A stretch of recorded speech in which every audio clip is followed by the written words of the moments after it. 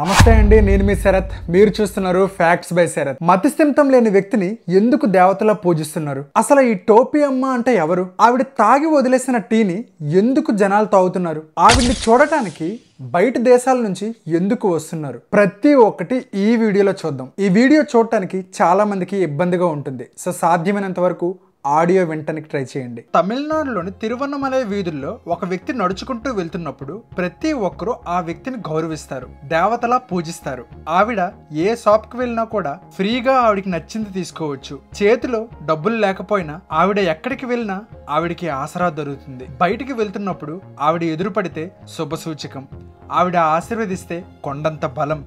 మాసిపోయిన తలతో, చూడడానికి వీల్లేని అశుభ్రంతో ఒక షర్ట్ను ధరించి తిరువన్నమలై రోడ్లపైన తిరిగే మతి స్థిమితం లేని ఒక వ్యక్తి.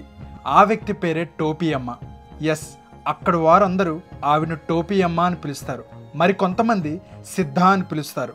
మన భారతదేశంలో ఒక ప్రత్యేకత ఉంది. ఎక్కడా లేని విధంగా మన దగ్గర వందల కొద్ది బాబాలు, కొన్ని వేల కొద్ది సాధువులు ఉన్నారు. కానీ నిజానికి వారిని అలా తయారు చేసింది మనమే. మన ఆలోచన విధానాలు వారిని కట్టు బానిసలుగా చేస్తున్నాయి. అందుకే రోజుకొకరు పుట్టుకు వస్తున్నారు. దెబ్బ తగిలితే తప్ప నొప్పంటే ఏంటో మనకి తెలియదు. ఎన్నో ఘటనలు కూడా చూస్తున్నాం. అయితే ఇక్కడ ఒక విచిత్రం ఏంటంటే, ఆ టోపీ అమ్మ తనకు తానుగా దేవతాన్ని ఎప్పుడూ ప్రకటించుకోలేదు. ఆవిడ సాదాసీదాగా జీవనం కొనసాగించేవారు. ఏ ఒక్కరోజు కూడా ఎవ్వరి దగ్గర నుంచి ఏమీ ఆశించలేదు.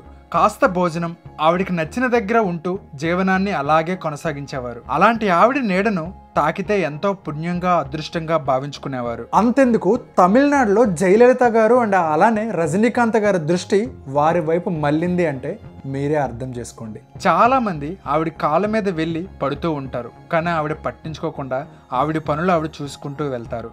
ఆవిడని చూడడమే గొప్ప వరంగా భావించే హోటల్ యజమానులు ఆవిడికి భోజనం పెడతారు. ఆవిడ స్పర్శ తగిలితే చాలు జన్మ ధన్యమైంది అనుకుంటారు. ఆవిడ కాళ్ళ నుంచి వచ్చే మట్టిని తాగితే వరంగా భావించుకుంటారు. ఇంకా చెప్పాలి అంటే ఆవిడ నోట్ల నుంచి వచ్చిన ఉమ్మును ఒంటికి రాసుకుంటే చర్మ సమస్యలు కూడా తీరిపోతాయి అంటారు. ఆవిడికి అక్కడ వారు భోజనం పెట్టినా ఆవిడికి నచ్చినంత తిని మిగిలింది వదిలేసి వెళ్ళిపోతారు. అక్కడికి వచ్చిన భక్తులు ఆవిడికి తినడానికి చాలా ఇస్తారు, కానీ దాన్ని ఆవిడ తీసుకోవాలా లేదా అనేది ఆవిడ ఉన్న మూడ్ బట్టి డిసైడ్ అయి ఉంటుంది. ఆవిడకు కోపం వచ్చి కొట్టిన సందర్భాలు కూడా ఉన్నాయి. ఆవిడ్ని ఇబ్బంది పెట్టే వారి సంఖ్య చాలా ఎక్కువైంది. తిరువన్నమలై గిరి ప్రదక్షిణ అంటే అరుణాచల కొండ చుట్టూ దాదాపు 14 కిలోమీటర్లు అనమాట. ఆవిడ ప్రతిరోజు గిరి ప్రదక్షిణ చేస్తూ ఉంటారు. అది సమ్మర్ అయినా సరే, వింటర్ అయినా సరే, రైనీ సీజన్ అయినా సరే, ప్రతిరోజు ఆవిడ గిరి ప్రదక్షిణ చేస్తారు. ఆవిడతో పాటుగా కొన్ని కుక్కలు కూడా నడుస్తాయి. అయితే ఇప్పటికే 11,000కు పైగా గిరి ప్రదక్షిణలు చేశారంట. ఇక్కడ ఆశ్చర్యం కల్పించే విషయం ఏంటి అని అంటే, ఈ గిరి ప్రదక్షిణ ఆవిడ మధ్యాహ్నంలోగా పూర్తి చేస్తారు. అసలు ఈ టోపీ అమ్మ అంటే ఎవరు? ఈవిడ ఎక్కడ జన్మించారు? ఈవిడ అసలు పేరేంటి? ఈవిడ తమిళనాడు రాష్ట్రంలో కన్యాకుమారిలో జన్మించారు. ఈవిడకు పెళ్ళై ఒక కూతురు కూడా ఉండేవాళ్ళు. 17 సంవత్సరాల క్రిందట వాళ్ళ తమ్ముడు చనిపోవడం వల్ల ఈవిడ తీవ్ర దుఃఖంలోకి వెళ్ళిపోయారు. తమ్ముడంటే ఎంతో ఇష్టం, ఎంతో ప్రాణంగా చూసుకునేది. తమ్ముడు మరణం జీర్ణించుకోలేకపోయింది. దీంతో మానసికంగా కృంగిపోయింది. రోజులు గడుస్తున్న కొద్దీ మానసికంగా ఒత్తిడికి గురై మతిస్థిమితం కోల్పోయింది.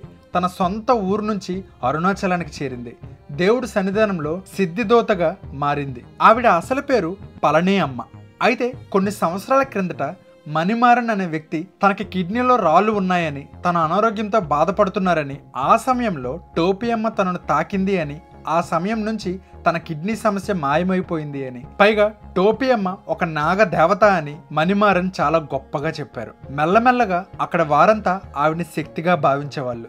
తలపైన టోపీ ఉండడంతో ప్రతి ఒక్కరూ టోపీ అమ్మగా పిలవడం మొదలుపెట్టారు. ఆవిడ దగ్గరికి వచ్చిన వారంతా ఏదో రకంగా లాభం పొందినవారే.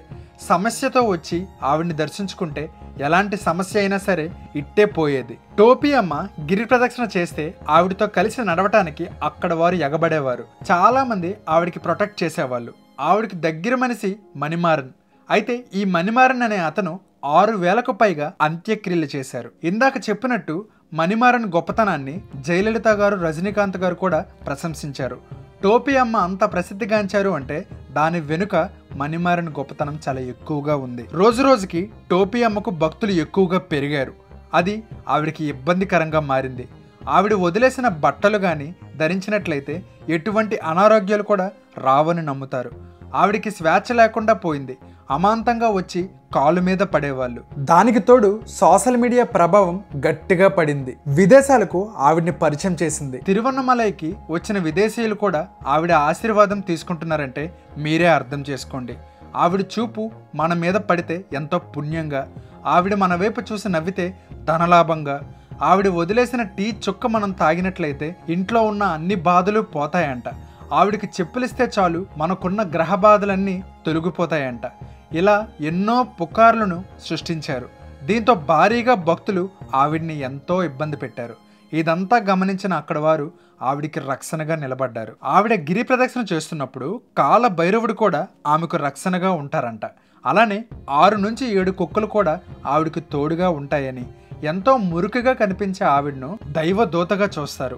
మరికొంతమంది ఆవిడ ఒక పిచ్చిది, ఆవిడ మానాన ఆవిడ పోతూ ఉంటే చాలా మంది అనవసరంగా ఆవిడని ఇబ్బంది పెడుతున్నారని అంటుంటారు. అయితే ఈ టోపీ అమ్మ మణిమారంతో మంచిగా ఉంటారు.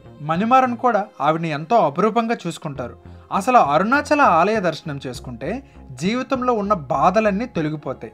అయితే జీవకోటి యాత్రలో ఒక గీత అడ్డంగా పెడతారంట. అంటే అరుణాచల దర్శనానికి ముందు, అరుణాచల దర్శనానికి తరువాత చాలా మంది ఎంతో నమ్మకంగా ఆలయంలోకి వెళ్ళి దర్శనం చేసుకుంటారు. కానీ కొన్ని నమ్మకాలకు కొన్ని లిమిట్స్ ఉంటాయి, కొన్ని బౌండరీస్ ఉంటాయి. అవి దాటనంత వరకు చాలా గౌరవంగా ఉంటుంది. టోపీ అమ్మ నిజానికి ఒక మతిస్థిమితం లేని వ్యక్తి. ఆవిడకు దేవతలా చూసి భోజనం పెట్టడం, డబ్బులు ఇవ్వటం, ఆవిడికి కావాల్సిన సదుపాయాలన్నీ చేయటం అంతా కూడా బాగుంది. కానీ కొన్ని మూఢనమ్మకాలకు పోయి ఆవిడ్ని ఇబ్బంది పెట్టడం తప్పు. ఎందుకంటే ఆవిడ రోజు చేసే పని ప్రతిరోజు చేసుకుంటూ వెళ్తుంది. కానీ చాలామంది ఆవిడని అర్థం చేసుకోకుండా అమాంతంగా వెళ్ళి కాలు మీద పడటం, ఆవిడ స్పర్శ కోసం ఎగపడటం లాంటివి చేస్తున్నారు. నిజానికి ఆవిడ సాదాసీదా మనిషి. ఒక రకంగా దేవతలా కొలవటం మంచిదే. ఈ రోజుల్లో జనం అమ్మ ఆకలేస్తుంది అన్నం పెట్టు అంటే పెట్టడానికి ఆలోచిస్తారు. అదే ఇది కార్తీకం, ఈ రోజు దాన ధర్మాలు చేస్తే చాలా మంచిది అని ఒక పంతులు చెప్తే వెంటనే ఆ రోజు వద్దన్న పిలిచి కూడా భోజనం పెడతారు. ఏ దేవుడు కూడా కార్తీకంలో మాత్రమే దాన ధర్మాలు చేయండి, మిగిలిన సమయాల్లో వద్దు అని చెప్పలేదు. ఆ రకంగా అయినా ఆవిడికి భోజనం దొరుకుతుంది. అది కాస్త సంతోషంగా ఉంది. కొంతమంది మితిమీరి ఆవిడతో ఇబ్బందికరంగా ప్రవర్తిస్తారు. అలాంటి సమయాల్లో మతిస్థిమితం లేకపోవడం ఆవిడికి కాదు, ఆవిడ్ని ఇబ్బంది పెట్టే వారికి మతిస్థిమితం లేదు అని అనిపిస్తుంది. నిజానికి అరుణాచలం ఒక గొప్ప ప్రదేశం. జీవితంలో ఒక్కసారైనా అక్కడ దర్శనం చేసుకోవాలి అంటారు. అయితే ఇక్కడ అరుణాచల గిరి ప్రదక్షిణ చేస్తే ఆదివారం శివలోక ప్రాప్తి, సోమవారం పూర్ణ ఆరోగ్యం, మంగళవారం రుణ విముక్తి, బుధవారం సరస్వతి ప్రసన్నత, గురువారం గురుత్వం, శుక్రవారం లక్ష్మీ కటాక్షం, శనివారం గ్రహపేడ విముక్తి. కొన్ని వేల మంది భక్తులు ఈ గిరి ప్రదక్షిణలో పాల్గొంటారు. ఈ కొండపైన శివుడు ఉన్నాడని, ఈ కొండను శివలింగంగా పూజిస్తారు. నిజానికి ఈ గిరి ప్రదక్షిణలో 8 లింగాలుంటాయి. 1 ఇంద్రలింగం, 2 అగ్నిలింగం, 3 యమలింగం, 4 నీరుతి లింగం, 5 వర్ణలింగం, 6 వాయులింగం, 7 కుబేరలింగం, 8 ఈశాన్యలింగం. అందుకే ఇక్కడ గిరి ప్రదక్షిణ చేస్తే చాలా గొప్పగా భావిస్తారు. 14 కిలోమీటర్ల ఈ గిరి ప్రదక్షిణలో 11,000 సార్లు పైగా ఆవిడ ప్రదక్షిణలు చేశారు. సో అందుకే అక్కడ వారు ఆవిడని చాలా పవిత్రంగా భావిస్తారు. That's all for today. Video నచ్చింది అనుకుంటున్నాను. నచ్చితే లైక్ చేయడం మర్చిపోవద్దు. అండ్ అలానే మీరు కనుక మన ఛానల్ కొత్తగా వచ్చినట్లయితే ఖచ్చితంగా సబ్స్క్రైబ్ చేయండి. సబ్స్క్రైబ్ తో పాటుగా నోటిఫికేషన్ బెల్ ఆల్ లో ఉంచుకోండి. మనం వీడియో అప్లోడ్ చేసిన వెంటనే మీకు నోటిఫికేషన్ వస్తుంది. నేను మీ శరత్, సైనింగ్ ఆఫ్.